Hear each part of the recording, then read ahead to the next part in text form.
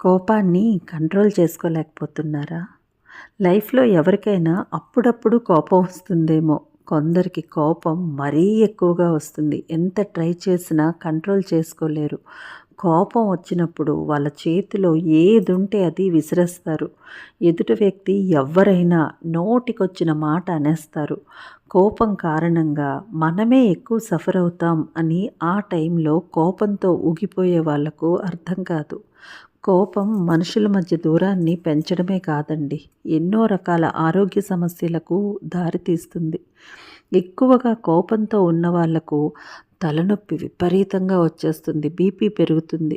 ప్రశాంతంగా ఉండే వాళ్ళతో పోలిస్తే కోపం ఎక్కువగా ఉన్న వాళ్ళలో ఆందోళన, ఒత్తిడి చాలా ఎక్కువగా ఉంటాయి.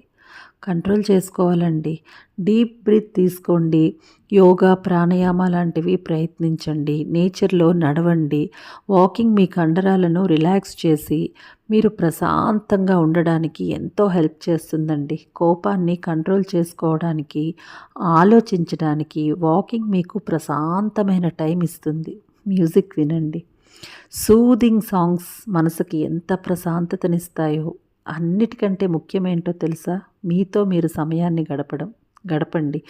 ఎవరైనా మీకు కోపం తెప్పిస్తే దానికి రియాక్ట్ అయ్యే ముందు కొంతసేపు ఒంటరిగా మీతో మీరు గడపండి. ఎంత తేలిగ్గా ఉంటుందో మీ కోపం అలాగ గ్రాడ్యువల్గా తగ్గుతుంది. ఇది ట్రై చేయండి. మనసు తేలిగ్గా అనిపిస్తుంది కదా! ఇలా ప్రయత్నించి చూడండి, అసలు ఎంత బాగుంటుందో.